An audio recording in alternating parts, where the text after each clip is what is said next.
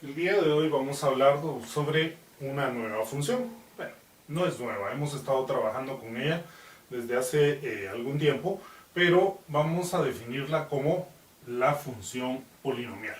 Y vamos a indicar por qué hemos trabajado con ella desde hace algún tiempo. La función polinomial está dada como toda aquella función que tiene las siguientes características, es decir, se escribe de la forma p de x igual a sub n x a la n más a sub n menos 1 x a la n menos 1 más puntos suspensivos más a sub 1 x más a la 0, en donde n es un entero no negativo y a sub n no es igual a 0. En esta función van a haber algunos elementos, tres que vamos a destacar, que necesitamos indicar. Por ejemplo, vamos a decir que cada uno de los elementos, cada uno de los valores que acompañan a la variable se llaman coeficientes. De esos coeficientes vamos a prestar atención principalmente a dos. El que acompaña a la variable con el mayor exponente vamos a decir que se llama coeficiente principal. El que acompaña a la variable con exponente 0 voy a decir que es el coeficiente constante. ¿Cómo que acompaña a la variable con el coeficiente 0, con el exponente 0? Si vemos en el ejemplo que estoy poniendo acá, mi exponente mayor es 3 y después vamos de 3 a 2, de 2 a 1 y este debería estar acompañado con una variable con exponente 0. Ahora, como sabemos que cualquier cosa elevado a la 0 es 1, pues entonces nos queda 12 por 1, que simple y sencillamente es 12, convirtiéndose entonces el último de los términos, el que acompaña a la variable con el exponente 0, en un término constante o en coeficiente constante, que es lo que estamos indicando en este espacio. Acá a este primero, al que tiene el exponente principal, le llamamos, evidentemente, término principal, y al último pues es el término constante o el coeficiente constante, como podamos o querramos denominarlo en un momento dado. ¿Por qué estoy indicando de que este tipo de expresiones las hemos trabajado con anterioridad? Si nos ponemos a pensar y quitamos, por ejemplo, este valor cúbico, nos va a quedar lo que tenemos acá como una función cuadrática. Esta función cuadrática sigue siendo una función polinomial. ¿Por qué? Porque llena todos los requisitos que hablamos de nuestra función polinomial inicial. E incluso, si quitáramos este término cuadrático, esto que está acá sería para nosotros una función lineal. Pero esta función lineal llena todos los requisitos que dimos para que se convirtiera en una función polinomial. Entonces, es por eso que muchas veces decimos que tanto las funciones lineales, las funciones cuadráticas o las funciones de un grado mayor de 2, pues siguen siendo funciones polinomiales. Tal vez la novedad en este momento no sea el hecho de la forma de la función, sino el hecho de que vamos a empezar a utilizar funciones de más de grado 2, que es lo que vamos a empezar a analizar el día de hoy. Vamos a trabajar hoy con lo que son las gráficas de las funciones polinomiales y vamos a establecer pues un esquema de 4 sencillos pasos para poderlas trabajar. Para esto pues voy a volver a escribir los valores que tenía inicialmente para el ejemplo, en donde p de x era igual a x al cubo más 3x al cuadrado menos 4x menos 12. Vamos a empezar a trabajar con esta expresión, como lo indico en 4 sencillos pasos.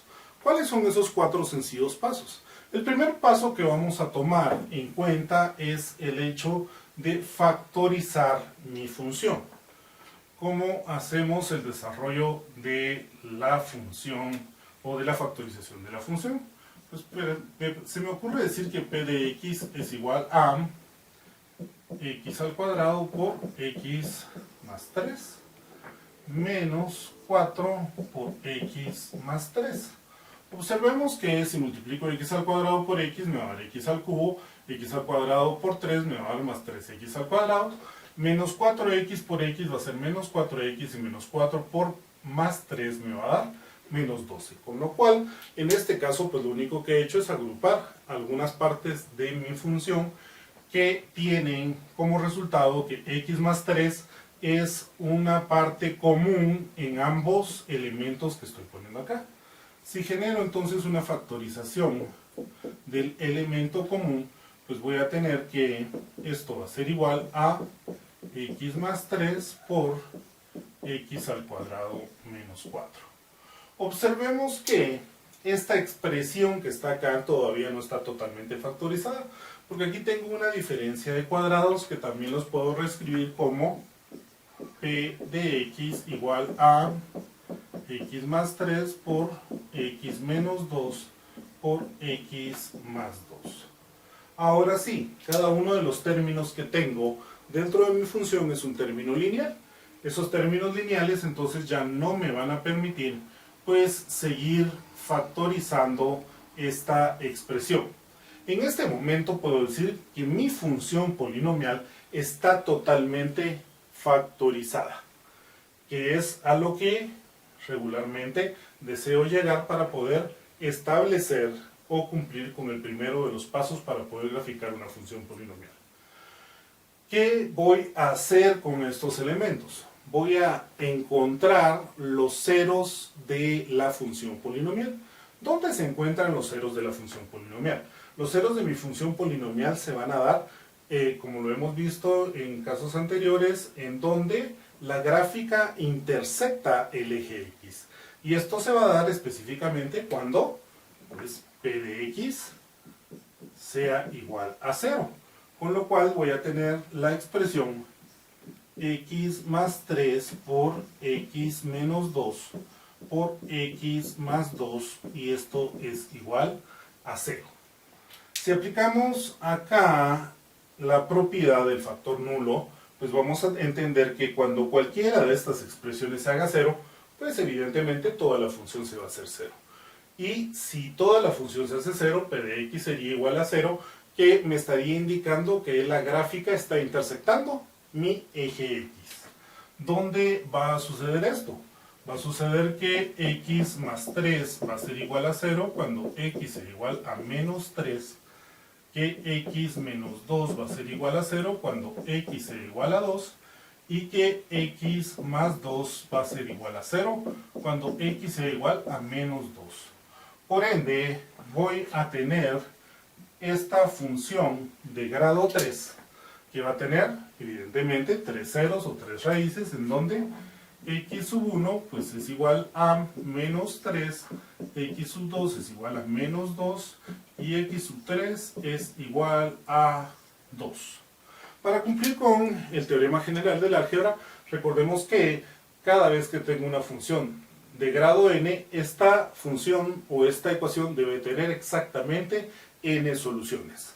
Vamos a empezar a salirnos de aquí un poquito del espacio de decir que tiene que tener n soluciones reales. Puede tener n soluciones, ya sea que éstas sean imaginarias o complejas o que sean soluciones reales. En este caso, nuestra función polinomial de grado 3 tiene 3 soluciones reales. El primero de los pasos para poder graficar una función polinomial está hecho ya, en donde hemos no solo factorizado nuestra función, sino que hemos encontrado los ceros de la función. Voy a borrar la información que acabo de poner acá y me voy a quedar únicamente con los ceros de la función que acabo de escribir de aquel lado, siendo estos x sub 1 igual a menos 3, x sub 2 igual a menos 2 y x sub 3 igual a 2, para poder hacer un poco de espacio en lo que sigue. Bueno, el segundo de los pasos es la construcción de una tabla. Esa construcción de la tabla puede tener pues varias connotaciones. Mire, a mí me cuesta todavía un poquito entender la forma en que se está graficando. Pues utilicé la tabla como la estábamos utilizando anteriormente para construir las gráficas de funciones y ploteé. Genere tantos puntos como usted desee para poder acercarse lo más posible a la forma de la gráfica que está bosquejando.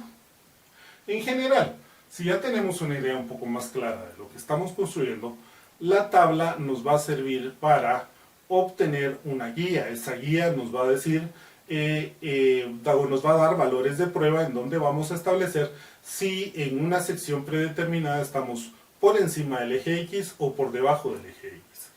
Pero ¿en qué sección o en qué intervalo? Vamos a ver que lo que sigue siendo importante para nosotros, como lo hemos dicho anteriormente, cuando construimos una gráfica, es saber qué pasa antes, entre y después de los ceros de una función polinomial.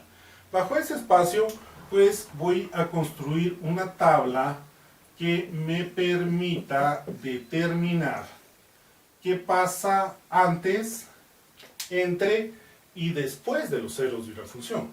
¿A qué me refiero? Por ejemplo, voy a tener menos 4, que es antes de menos 3. Mire, menos 3, menos 2.5, para saber qué pasa entre menos 2 y menos 3. Menos 2, menos 1, 0, 1. Si no me cabe acá, pues sigo creando mi tabla en donde digo X y P de X. Y sigo estableciendo valores como 2 y como 3. Es importante que siempre incluyamos el valor de 0. ¿Por qué el valor de 0? Porque acá hemos encontrado los valores que intersectan el eje X. Pero para encontrar el valor donde se intersecta el eje Y, vamos a obtenerlo cuando X es a 0. Por supuesto, aquí tenemos ya dados algunos valores de P de X como menos 3, menos 2, en 0 sabemos que es menos 12, y en 2 pues sabemos también que va a ser 0. Voy a calcular algunos valores para terminar de rellenar mi tabla.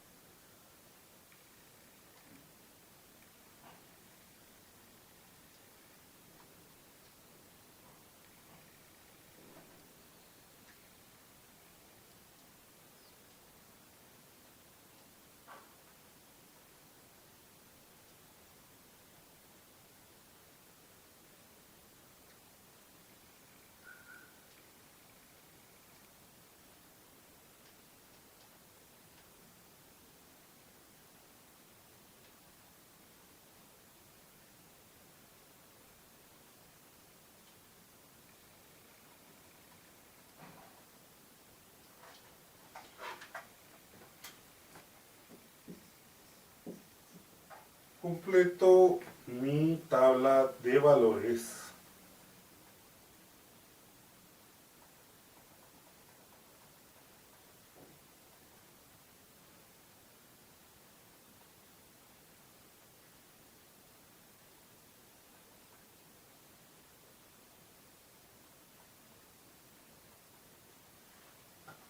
De la siguiente manera.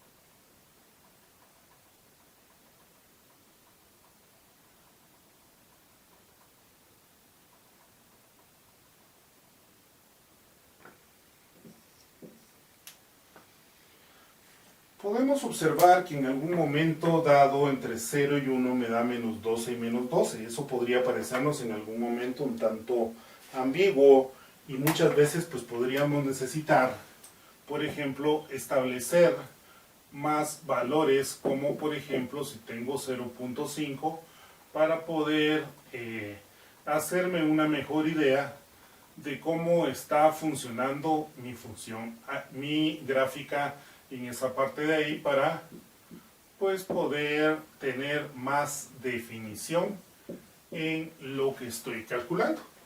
Y muchas veces pues de repente necesito pues encontrar algunos valores intermedios para poder hacer o trabajar con más claridad lo que estoy presentando. Observemos que en esta tabla para menos 4 tengo que PDX es menos 12, para menos 3 es 0, para menos 2.5 es 1.125, para menos 2 es 0, para menos 1 es menos 6, para 0 es menos 12, para cuando es un medio tengo menos 13.125, en 1 es igual a menos 12, en 2 es igual a 0 y en 3 es igual a 30. Es decir, tengo valores que están antes de los ceros, entre los ceros y después de los ceros. Esta tabla de prueba es muy importante porque me permite visualizar entre los ceros si estoy por encima o por debajo del eje X, como he dicho anteriormente. He completado entonces el segundo de los elementos que son importantes a considerar. El tercero de los elementos que es importante considerar es el comportamiento extremo de mi función polinomial. Vamos a determinar el comportamiento extremo a partir de dos elementos que están dentro de mi función desde un principio. El primero, el exponente principal. Ese exponente principal es de grado par o impar. En este caso, mi exponente principal es de grado impar. Entonces, voy a anotar que el comportamiento extremo que espero es para un n impar. Es decir, de grado impar. ¿Cómo espero que mi función se comporte? ¿A qué se llama o a qué se refiere ese espacio de comportamiento extremo? Vamos a decir que una función de grado impar va a comportarse de dos maneras distintas a partir de el coeficiente principal. En este caso el coeficiente principal es 1, por eso es que no se anota, pero más que saber que es 1, el coeficiente principal es positivo. Cada vez que tengo una función de grado impar con coeficiente principal positivo, yo voy a esperar que mi gráfica venga de la izquierda por la parte de abajo, haga lo que tenga que hacer en el centro y tienda a salir hacia el infinito positivo por el lado derecho. Esto que estamos poniendo acá, que estamos estableciendo dentro de valores de prueba, dentro de mi tabla, es lo que estoy mostrando en la parte central de mi gráfica. El comportamiento extremo se va a referir a cuando tengo que X tiende al infinito negativo, pues cómo se comporta Y en este caso, en donde Y para cuando tengo un n impar y tengo un coeficiente principal positivo, pues Y va a tender a menos infinito. O cuando X tiende al infinito positivo, es decir, X va a tener un valor muy grande, pues Y va a tender también al infinito positivo. Esto se va a dar, por supuesto, cuando a sub n es mayor que 0, ya que tengo un coeficiente principal positivo.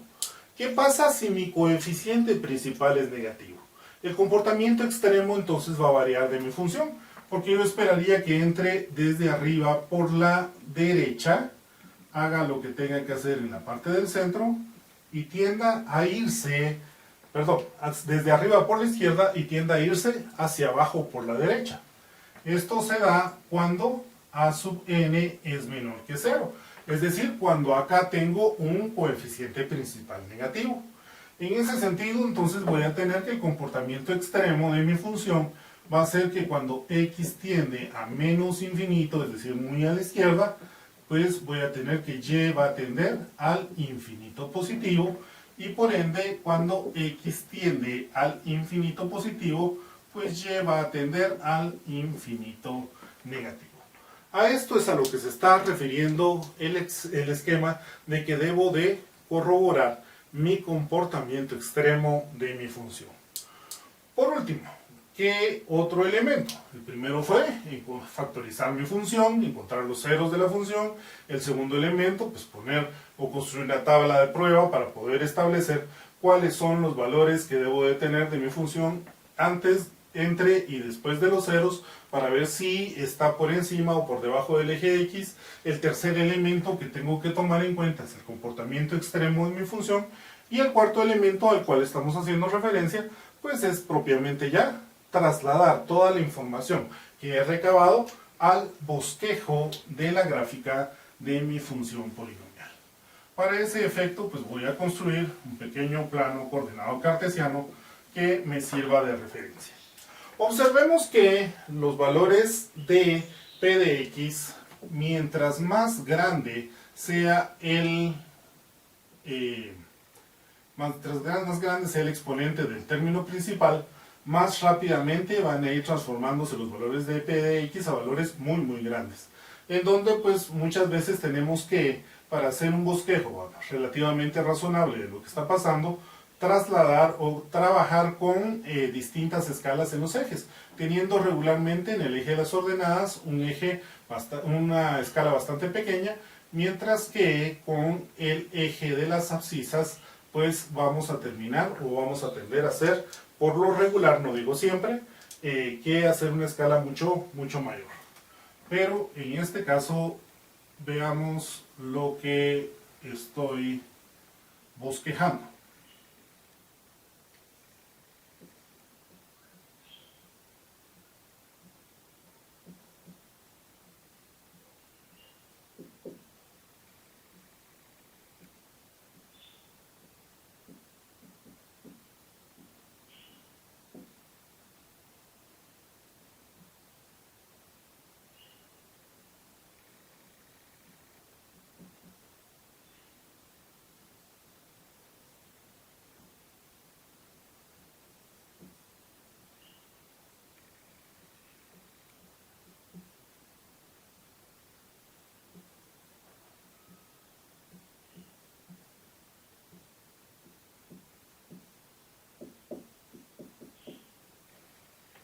Ubicamos en nuestro sistema XY los puntos que ya tenemos determinados.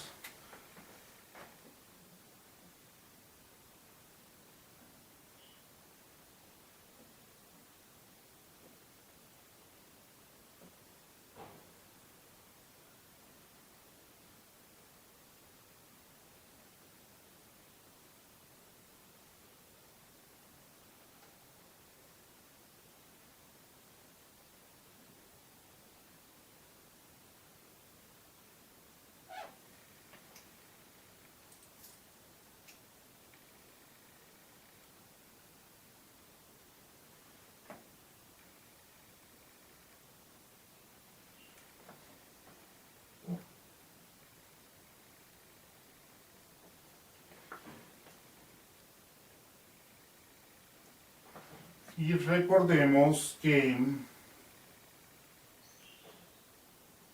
debemos de unir nuestros puntos que acabamos de ubicar a través de líneas suaves. Recordando que cuando estamos hablando de líneas suaves, pues no nos estamos refiriendo a otra cosa más que no hacer rectas, sino que tenemos que tener curvas suaves que definan o que unan nuestros puntos.